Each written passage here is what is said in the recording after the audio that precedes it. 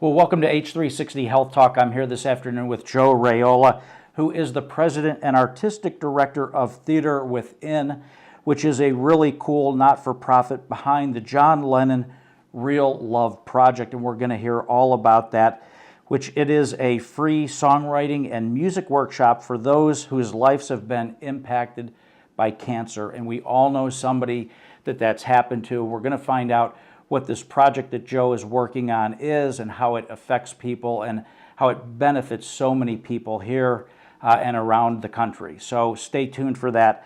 But before we bring Joe in, I just want to give you a little background because he does have an interesting background. Joe, early in his career, was an executive producer and artistic director at the Theater Within. I think I mentioned that once. But for 33 years prior to that, he was a staff member and frequent contributor to Mad magazine, something I read in my youth and thoroughly enjoyed. He retired in 2017 after a 20-year career with Mad as the senior editor. And I'm going to hit him up and ask him a couple questions about his career at Mad because, again, Spy versus Spy and some of the things I used to read in that magazine really fascinated me as a young boy. Joe started out as a comic, working in the New York City club scene, but his life changed in a big way in 1979 when he joined the Theater Within workshop. Led by primal therapist Alec Rubin, an experimental workshop taught artists to accept deep feelings, develop material for the stage. Well, Joe, thank you for joining us today. Good to be here, Dave. Thanks for having me. So, Joe, I want to start out early in your career, Mad Magazine, you're a comic. The theater is not something that is foreign to you, obviously, as you've taken on your role with the Theater Within. Tell me about how you got started in comedy and what led you to Mad Magazine. Well, what got me started in comedy was actually getting my tonsils taken out. That's what started me in comedy. Well, that's no laughing matter. When I was 3, my mom and dad told me that they were taking me to a party. And they were, in fact, taking me to have my tonsils taken out. And you fell for the old, we're going to the party. I did fall for that, and this is my first memory. I remember being strapped to a gurney. I was probably drugged up, and the doctor had something in his hand. It was an ether mask, and I thought he was going to kill me. I thought the doctor was going to kill me, and he brought the ether mask to my face, and I remember screaming out, "No, doctor, no, doctor!" And then I woke up in a crib and started throwing up. Now, you may wonder, how does that lead one to comedy?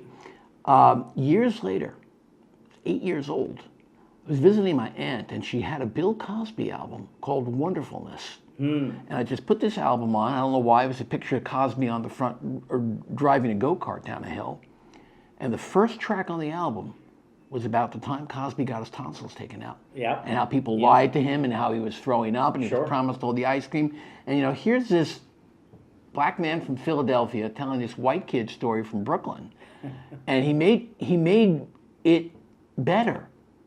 I felt a lot better about getting my tonsils taken out because I was able to laugh at it. And that's what made me want to go into comedy, and that's what made me want to be a comedian, hearing Bill Cosby talk about having his tonsils being taken out and me being able to relate to that. So through those deep memories of that experience of you getting your tonsils out and then listening, the levity of Bill Cosby talking about that kind of lighten the atmosphere a little bit, made you see things in a little different way. Right. Comedy made it better.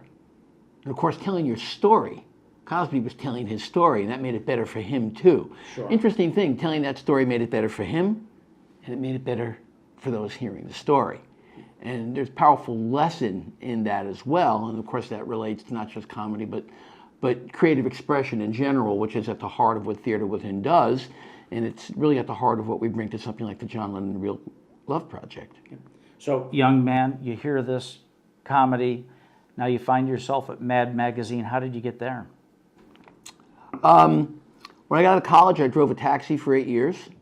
Here in New York? Here in New York City, and that was my goal. I took a lot of pressure off the undergrad years, knowing that when I got out of college, I was going to drive a taxi. And that's what I wanted to do. And I bombed around the club scene for a bunch of years. I got my first professional work working with National Lampoon alumni in the 80s, in the early 80s, Tony Hendra and Sean Kelly and those guys. Sure. And at the time, as fate would have it, Al Feldstein, who'd been Mad's editor for almost 30 years, was retiring, and Mad was looking for new writers and new blood. And back in those days, you'd find a job by looking in the newspaper. There was an ad in the Village Voice and an ad in the New York Times that Mad was looking for writers. And a buddy and I, we started submitting material, and Mad started buying it. And in 1985, Al resigned. He retired, and I was hired. And I, spent the next 33 years at Mad as an editor. So, your experience with comedy, your experience at Mad, you're seeing things in a little different way. You're viewing the world through a little bit of a different lens. You're bringing joy to people and smiles on their face when they read your work or hear your stand-up routine. How did that lead you now to then? Well, things are a little jumbled here because it didn't all happen in a straight line. I was not a very good stand-up comic. I didn't like the comedy scene. I didn't like doing punchline joke. I didn't like doing setup, punchline. I was never that kind of comic. And I heard about this workshop on 72nd Street in the Upper West Side that was doing something a little different, a little experimental. And I auditioned for Alec Rubin, who was the founder of the workshop, which goes back to 1962, and I got into the workshop. And Alec was really about deep creative process. I no longer had to worry about telling jokes. I was able to tell stories, and I was able to find my humor and my real talent by telling stories, the stories that I wanted to tell. It was liberating to be able to do that and start working in the theater more than in comedy clubs. Here's the thing. We were the theater workshop, the neighborhood theater workshop on 72nd Street, down the block from the Dakota, where John and Yoko lived. And Alec was not just a director, he was also a therapist, a primal therapist. And John Lennon had famously or infamously gone into primal therapy in the late 60s, 1970. It changed his creative life. It resulted in that amazing first album, the Plastic Ono Band album, with those incredible songs, Mother and Isolation and Hold On John, and all that heartbreaking tenderness and anger. John was just, he called that album Sergeant Lennon. He loved it so much. And we loved him. We just loved him. More than just as a Beatle. He was more than as a rock star. He was a neighbor. He was a couple of blocks away. We looked up to him because we felt we were doing our own version of a similar kind of work, expressing ourselves fully, passionately, taking creative risks. And then, of course, John was senselessly shot. Yeah. And we were devastated. I mean, we just took it very, very badly. This was 1980. I wasn't at Mad yet. I hadn't even started with the National Lampoon guys yet. I was, a young man. And we impulsively, soon after John died, wanted to do something for him. So we said, we were going to do a play, and that got canceled, and we ended up doing a John Lennon tribute without ever thinking it would, be more than just that one thing. Let's do a Lennon tribute. And it was very powerful and very emotional and very sad. I guess the coming together of artists and actors and storytellers and poets and musicians and dancers. And Alec and I said to each other, but we really got to do this again. We really got to, let's do it again. And here we are 38 years later. Of course, the theater within has changed a lot. It's a not-for-profit now, sure, with a mission of keeping these workshops alive. Yeah. That Alec started doing in 1962. But now we're specifically bringing these workshops to the cancer community at Gilda's Club NYC. Is storytelling a dying art? I don't think so. I think storytelling goes back to the cavemen. I think the most carving pictures, carving with stones, images on in the caves was a form of storytelling. Sure. And I think that people tell stories all the time, different ways. Yeah. In songs, comedians tell stories. Of course, there's storytelling groups. I think storytelling. I don't think it's a dying art. I think that it's more difficult now in some ways to get people to go out because they can see everything at home. Well, I think it's also hard to tell a story in 140 characters. So if you're on Twitter now, I think they doubled that, so it might be 280. But nonetheless, I mean, the art of storytelling, takes. I'm fascinated because we'll get to it about the therapy that you found when you first got away from the punchline jokes Right. to the getting up and sharing a story. Right. And how that made you feel, and how it made the people that listened to that story feel that they could relate to somebody. And you look around and you think, wow, okay, whatever the story was, gosh, I thought I only had the crazy family in New York. But no, everybody does. Or gosh, I thought I was the only one that had a friend diagnosed with cancer. But no, we all know people, and we're all impacted by that. Being creatively expressive makes us whole, and it's an important part of life, creativity. And there's some people out there who think, well, I'm not creative, but actually that's not true. We all have a creative impulse.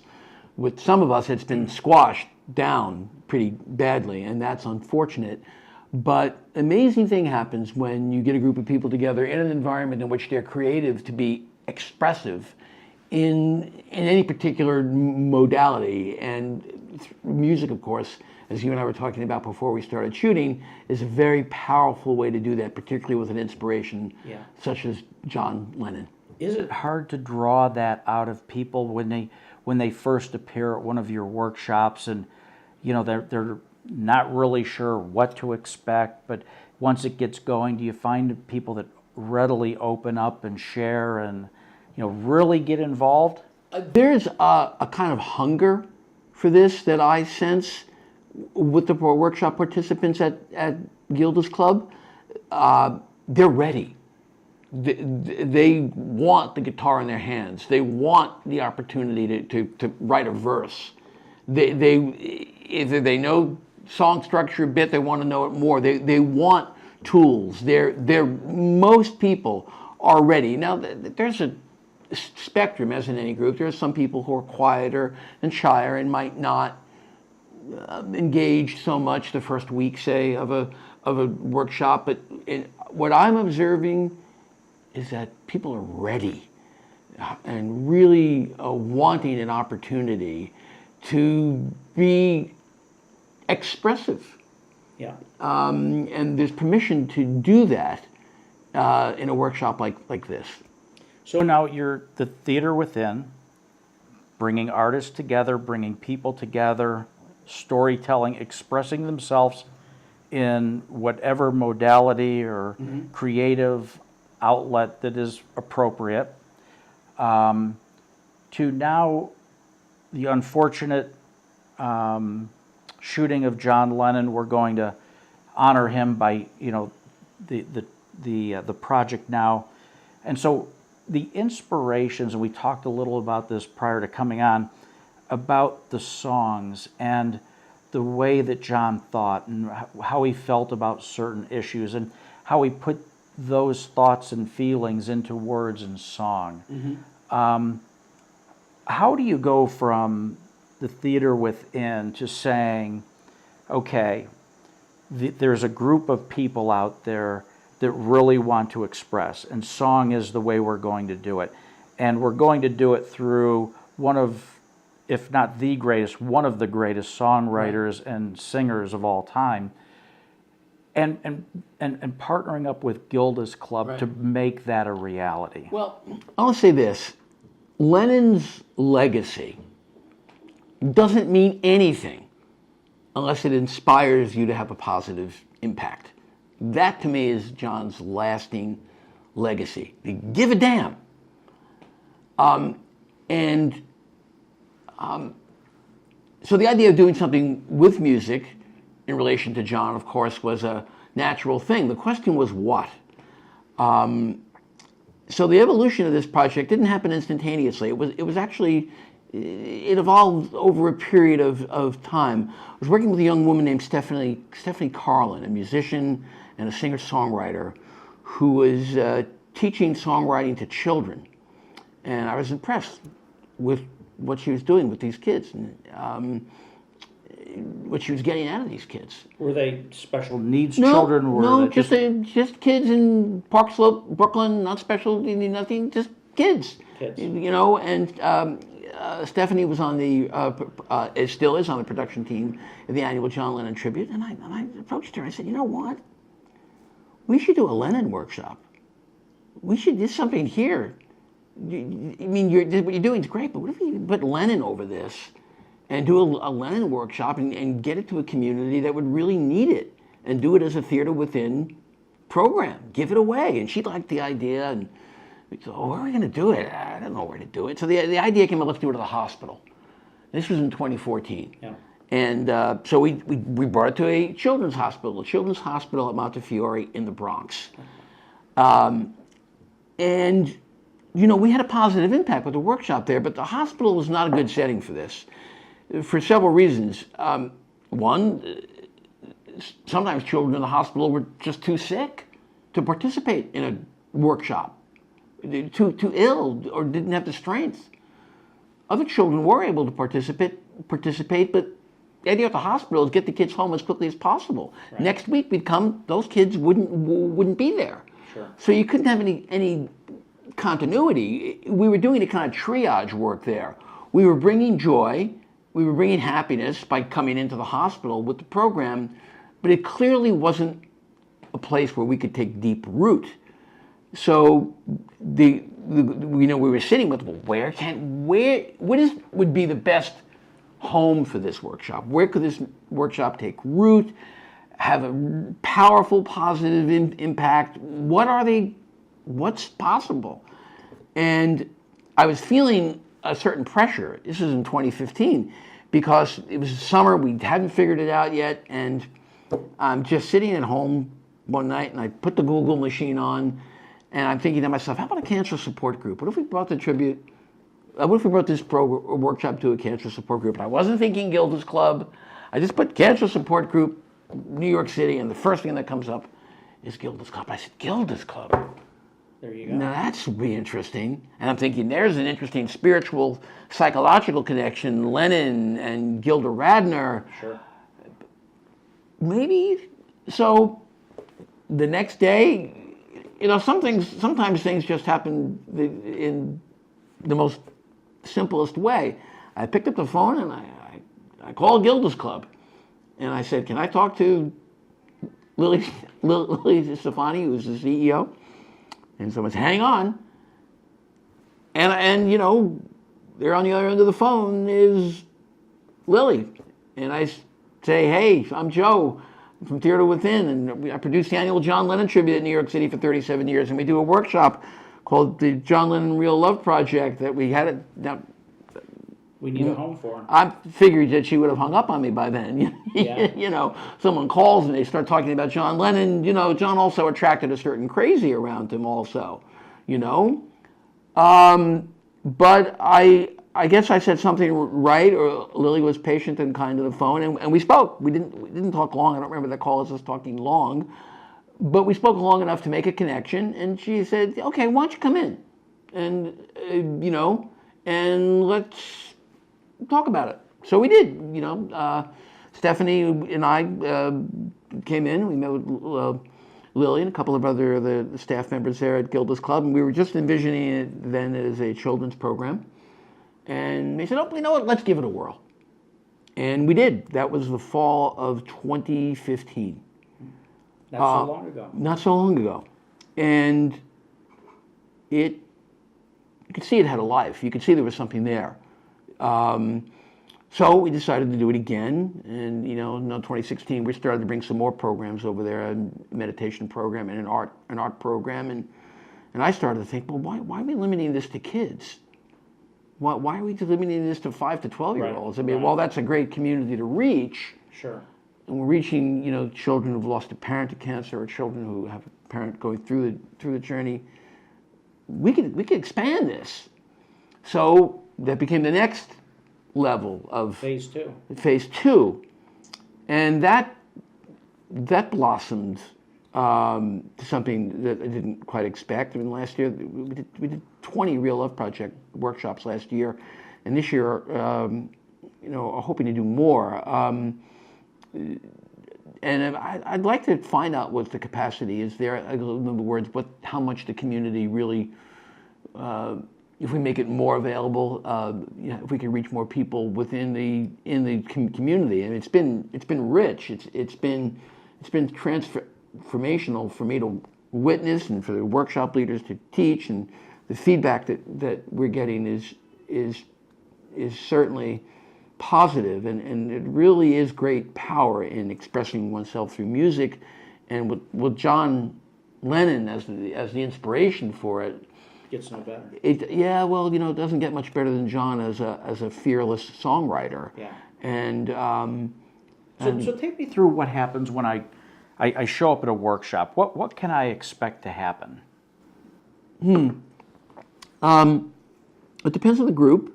But the adult workshop now is being taught by Pete and Maura Kennedy, who are wonderful songwriters.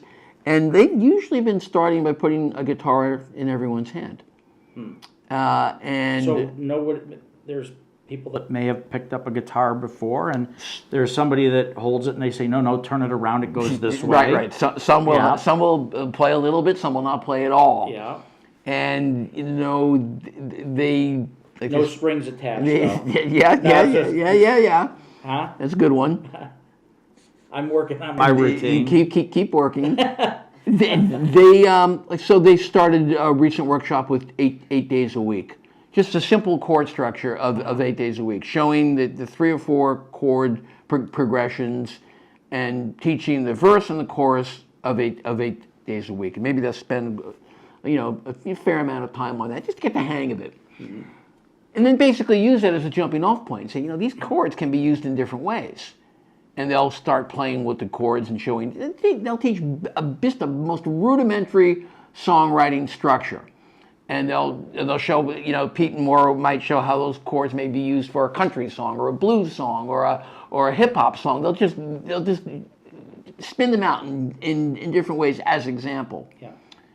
And really, after people will take guitars home, then we lend the guitars out for the course of the workshop. But then really what happens is the direction of the workshop, with John as, the touchstone, we'll keep coming back to him in some way, is really focuses on people writing words, writing verse and writing choruses and putting their simple poetry to music. Some of it's free form, some of it's more structured, but it's amazing. After 4 weeks, people have written songs. In the children's group, the kids in a group write a song in one session. Huh. But Joe, weren't you concerned when you're sitting down that night in 2014, I guess, and you're thinking to yourself, boy, I got to find a home for this? How do you go from storytelling and inspiration to, I'm going to find a cancer support community? Because cancer is not a fun topic. If cancer affects people in different ways, right. Whether you're a patient or a caregiver or a child of a patient. So was there something behind that? What led you to really hone in and say it's a cancer support? I'm going to say a couple things about that. One, I'll come back to what I said before, that John's legacy doesn't mean anything if it doesn't mean having a positive impact. So that's the first hoop I wanted to jump through. I wanted to make sure we were having a positive impact. Two, and I'll admit this freely, even though my dad died of brain cancer, he has stage 4 glioblastoma, I wasn't looking for a cancer support group. That was a thought that came up, and then it kind of like appeared. Yeah. And that just felt right to me. Boy, that's a community that might benefit from this. But I wasn't sure until I actually dove in there. And here's what I've found since.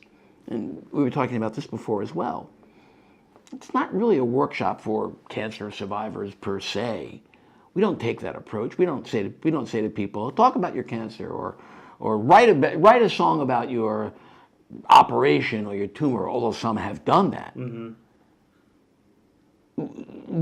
I think the reason this workshop works so well is because we don't do that. Yeah. That people are able to come forward with the stories what they want to tell. I mean, a cancer diagnosis, of course, changes your life in many ways, and may change your outlook on life in many ways, and change your relationships in many ways. there's a lot going on as you're going through that journey.